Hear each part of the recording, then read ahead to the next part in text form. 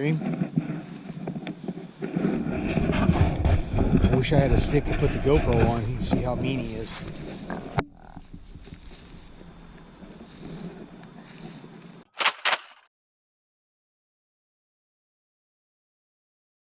Everybody, Scott with All Out Outdoors. Well, we have a project today.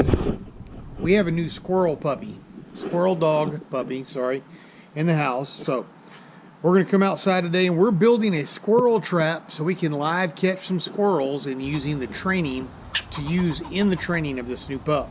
So Johnny's run outside. He's already got a hold of my one thing of wire. So I got some more wire over here. We're going to get it. We'll get it cut. And then I'll walk y'all through this, and then we're going to go set out this limb rat trap and see if we can't get us some squirrels. Get some pieces and some cutters and some crimpers. They're like they're not a hog ring. I don't know what you call them. Anyway, that's what we're going to get. We're going to put this thing together, make us a squirrel trap, go set it out underneath my deer feeder where they are decimating and chewing up my wires, and try to get a hold of some squirrels. So, bringing y'all along on the ride. Thanks for the blessing y'all been to my family. Make sure y'all smash the like and the subscribe button. All right. Okay, so we got this panel. This is 18 inches this way. I think it is. 2, 4, 6, 8. 10,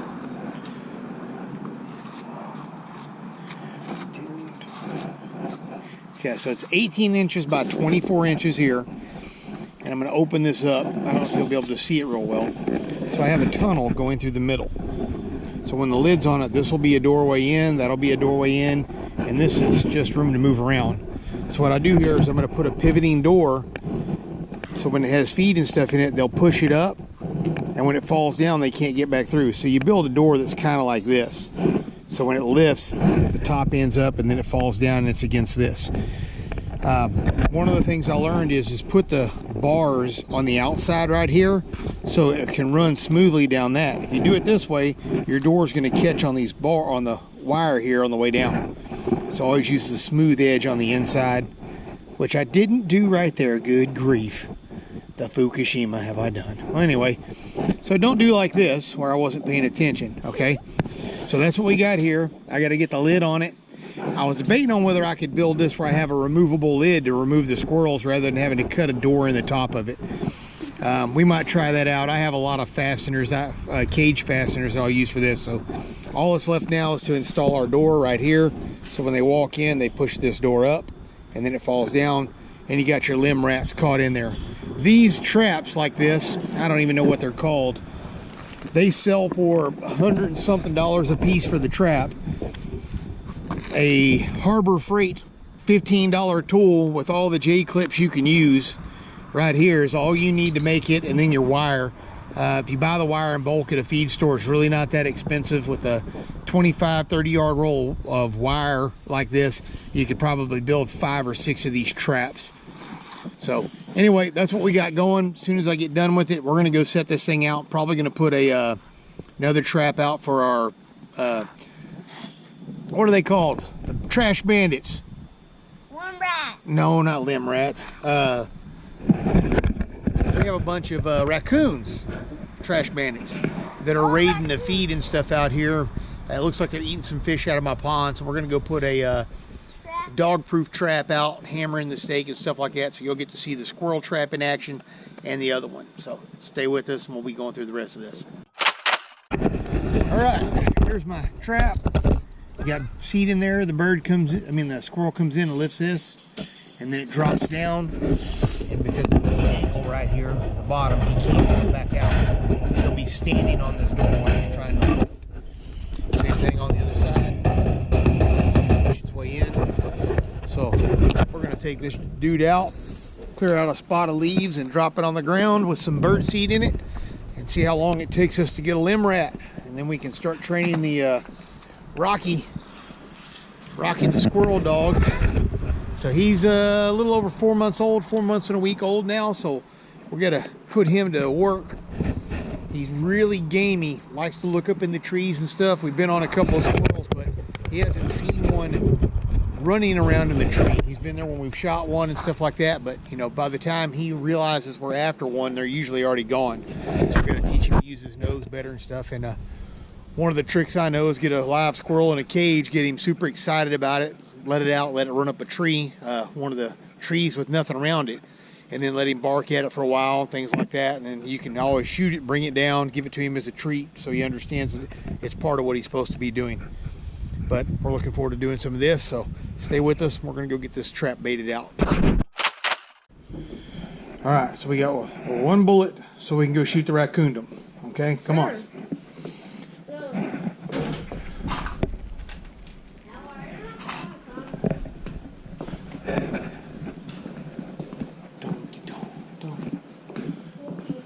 Look up a raccoon recipe, Werb. No. Raccoon will kill him. Yeah. Come here, Rocco. Inside. Inside, Rocco. Inside, Rocco. He's like, I ain't going inside. You got a gun. Come on, Rocco. Yeah, that raccoons are bad calling. Rocky! Rocky! Rocky, come on! Good dog.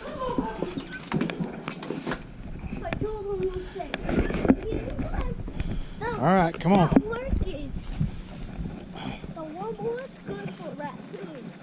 Be careful you don't hit your barrel in the mud. Now you're outside, you can hold it straight in the air, but it's hard because you're short. So you accidentally point the gun at other people. Yeah.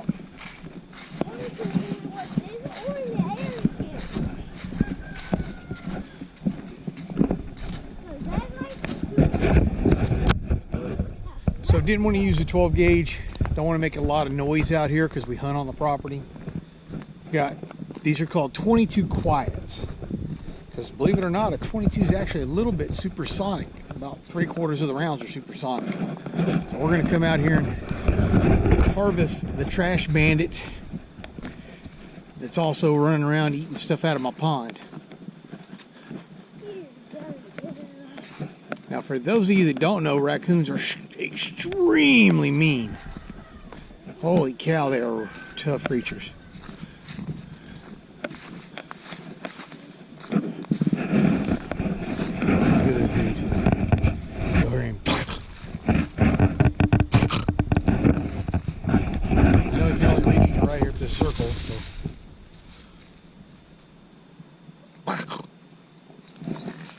Hear him? I wish I had a stick to put the GoPro on. You can see how mean he is.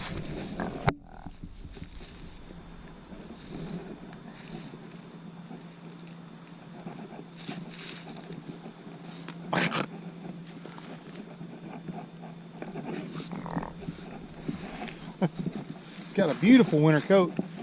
Hey, buddy, for God's sakes, you can't put the gun barrel on the ground, ever. Because if you get dirt in the end of it, 22 doesn't have enough power to blow up your barrel, but other guns can. So you don't ever stick your barrel on the ground. It ain't a BB gun, buddy. You shouldn't even do it with a BB gun. Okay. You gonna record Daddy get rid of the raccoon? Yeah, it's not corny. Okay, it's already recording. Just pointing at Daddy. You want to see what it's doing? Yes, sir. Here you go. We touched the back screen. Is it on? Yes, sir. You can see what you're recording.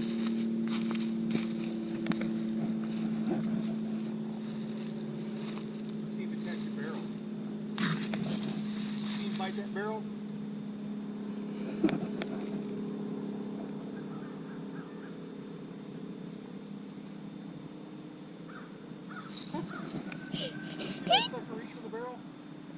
He touched that barrel. Try to get him where he'll turn. I can shoot him on the side, so don't have to put the bullet doesn't go through all the meat. He's dead. We can still move. Yeah, that's just nerves. Daddy shot him in the brain. And that's just coon nerves. Here you go. Hold your gun. Man, he's got a beautiful pelt. Yeah, his fur, just gorgeous fur. Just absolutely gorgeous fur. This is just nerves.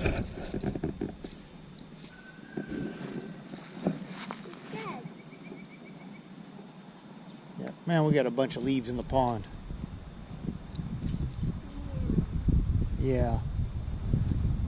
Guess we need to. Have you been feeding Daddy's fish? I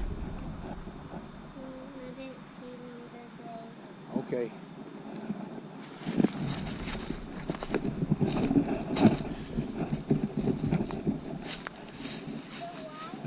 No, he's gone. I just let his nerves calm down.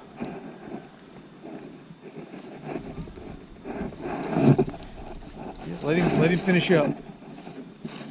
Make sure all of his nerves are done so he didn't flop around on you. All right. He sure found the. He sure found it fast, didn't he?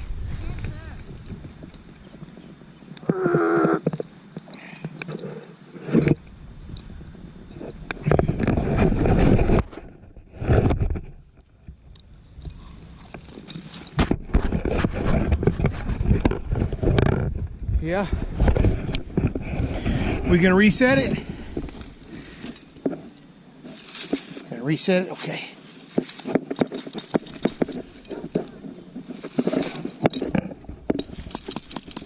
I don't know how he got stuff down in it, but he did. We'll have to go get some more doggy food and put in here. Okay. Alright, let's get this big furry coon. That is one heavy, big old raccoon. Alright. Let's go.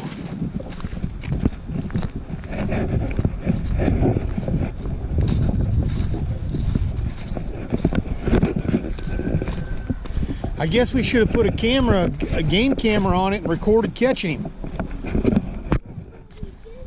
Yep.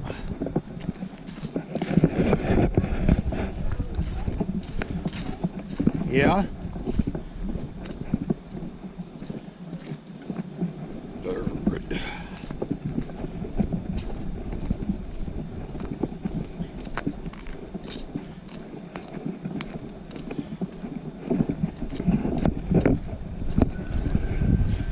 GoPro, stop recording.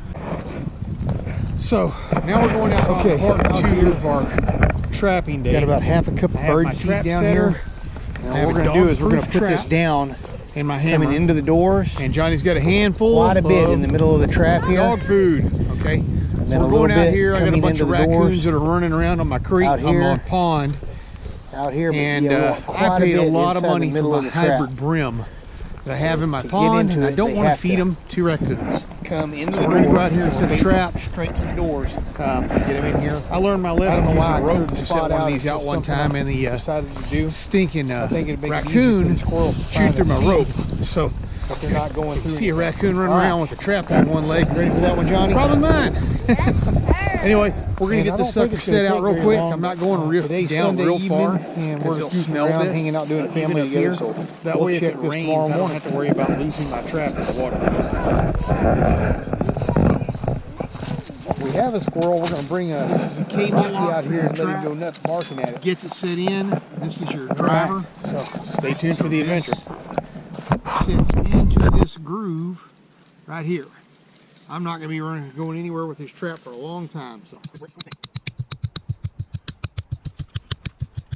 now I know from experience, our Texas clay that we have, if you get this setter down in here, it won't. We tried using a Can-Am to pull one of these anchors out, and ended up breaking the chain and never got the anchor out. So these things are for real. So we'll set this trap right here. Well, let's just go ahead and set it. So, you got a spring and a clip right here, and they reach down in there and they pull up on that clip, which lets the spring come through like a handcuff on their paw. See right there? All right, so, see if I can smash this down enough. My right hand doesn't have the power of my left because I've broke it so many times hitting people in my youth. So, get this thing set in there. Dad, I can see you. I don't like it because I've had one of these fire and that pin hitting my thumb hurt really, really bad. So I got to sit down in there. Now Johnny is going to put a handful of dog food down in here.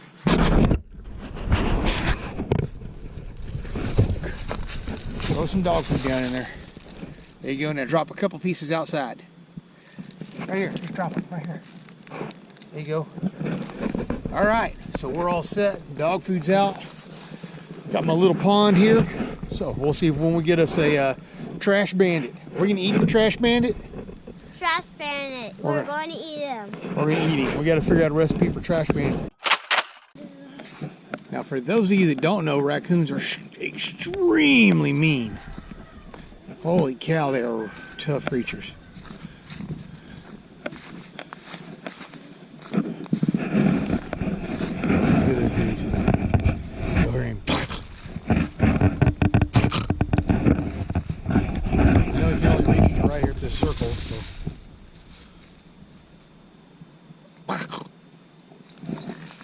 Hear him? I wish I had a stick to put the GoPro on. You can see how mean he is.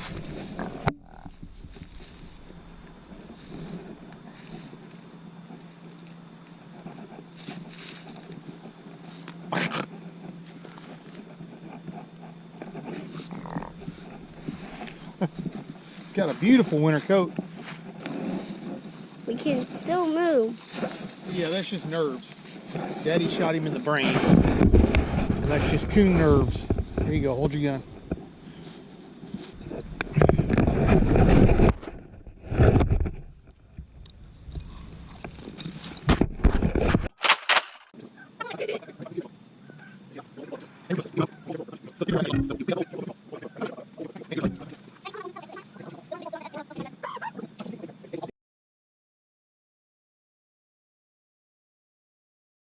Start, if my wife can keep from cutting herself, the raccoon cook. So you saw the other day that we did a trap episode where we built a squirrel trap and we set out a dog-proof trap in order to catch one of the trash bandits going in. So right here we have the quarters, there's one in the pot already, of the raccoon. There's not a lot of back strap on a raccoon, believe it or not. So you got the front shoulders and the 2 hams. So you got the 4 quarters of him. So we're going to half an onion. All right, put the onion in here, and we're going to cover this in beef stock, and then add salt, pepper, and this is a minced garlic in here. Once we get it done like that, you can put it in the oven at 350 degrees for about 4 hours. Okay, and when this all cooks down, it's going to become like basically a pulled pork type thing, or a pulled raccoon. So that's how we got it set up right now. Tell them about the apple cider vinegar. Oh yeah, and you put a splash of apple cider vinegar in it, and the apple cider vinegar helps break down the meat and it makes it very soft. Okay, so you can brown this before you put it in, but we're not going to worry about that because we're putting enough seasoning in the water or the beef stock, bone stock, to make it come out like we want it to come out. So that's the first steps of it. I'll get back to y'all when we pull this thing out. And what you can't tell when you look at this is my fingers will just break it apart. It's that tender. And here's the fat, and it just pulls right off. Mogs, They don't like it. I don't like it. I've tried feeding it to both of them. Neither one of them would eat it. Spoiled dogs.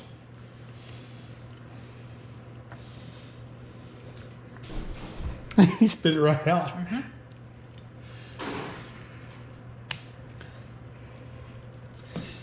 There's even fat once you get under the meat layers, all this sinew and stuff, and I just pull that out too. Okay. Because I don't like that part. So that's all we're going to do for right now. We're just going to pull this all apart, get the fat off, make sure all the other stuff is missing from it. And as you see, the fat just pulls right off the meat here. It's not like a really long process to pull the fat off of this meat.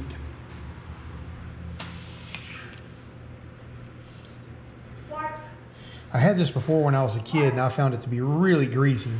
And I think that's just kind of how they kind of designed and made it. If you leave the fat on it, I think it would be. If you look over in that pot Yeah. that has where I boiled it, there's a whole bunch of like greasy looking fat on top. Right.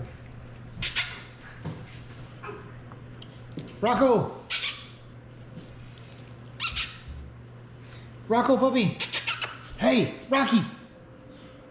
You're a terrible dog. Doesn't even qualify as a dog.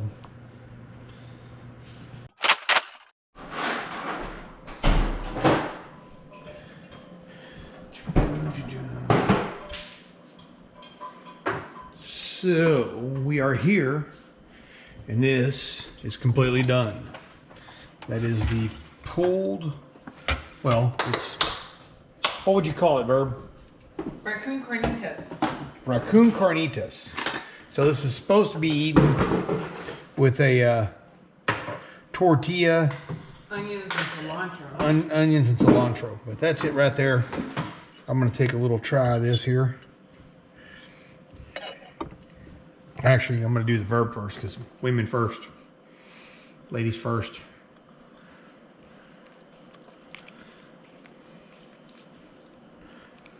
It's pretty good. It's kind of under seasoned again. Sorry.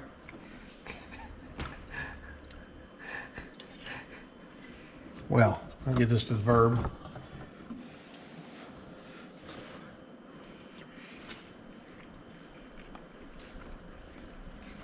It's got a dark taste to it, but it's definitely under seasoned. It tastes like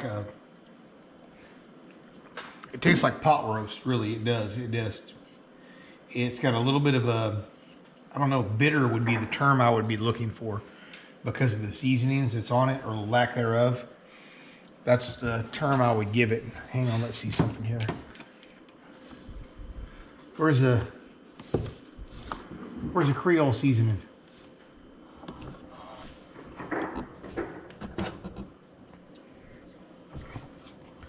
Right, come over here and try this out real quick over the sink. Spill a bunch of it.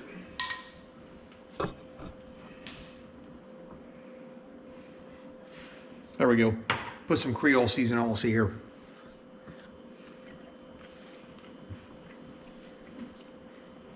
That bit of salt and stuff makes a huge difference. It does taste like, you know what it tastes like? It tastes like the insides of a, it tastes like the inside of a tamale without the tamale being on it. That's what carnitas are. I understand that, but it's, you know, it's got a, it's got that taste here. But it's very good. It's not like it's bad. Here you go, Verb.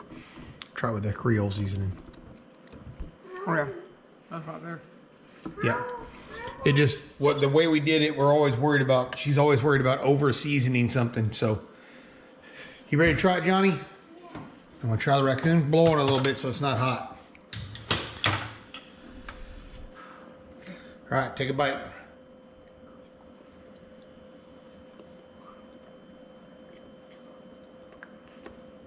Hot. I don't know the face you're making. Turn around here and talk to the camera so we know what you're saying. How you like it? Not good. Huh? Not good. Not good? You don't like it? No. No? All right. Well, two of us say it's pretty good. So the way we did it last time, we made like pulled barbecue out of it. This right here is definitely missing something in the seasoning department. The salt was one, but it's good. I would eat raccoon again. That's for definite. How about you, Perb? Yeah, I think it would be better if we put like a sauce, like you know how they kind of like the barbecue sauce or something. On you, I think your salt. If you put it in a tortilla and put salsa verde on it, you would probably really enjoy it. Yeah, I would really like that. Okay. So that's our catch, clean, and cook on the raccoon. Haven't caught any squirrels in the trap yet, so that's going to have to come at a later date when we're training the dog. Make sure y'all smash the like and subscribe button. Let me know something else you'd like to see us catch and eat that we have available out here in Texas. We're always willing to try something else out. You know, I do come from a Cajun heritage. I have the last name and everything else that came in and, you know, immigrated here. many years ago. Being born in Louisiana doesn't make you a Cajun, you weird people. It makes you a Louisianan. You have to inherit the name and the blood like you would if you were a Native American or something like that. So just because you're born in Louisiana doesn't mean that you're Cajun. You have to have the name that goes along with it. And mine just happens to be Paye. So you tell me how that's not Cajun. Anyway, we'll see y'all later on. Thanks for the blessing you are to the family. What do you got to say, Johnny? Push the subscribe button. That was terrible.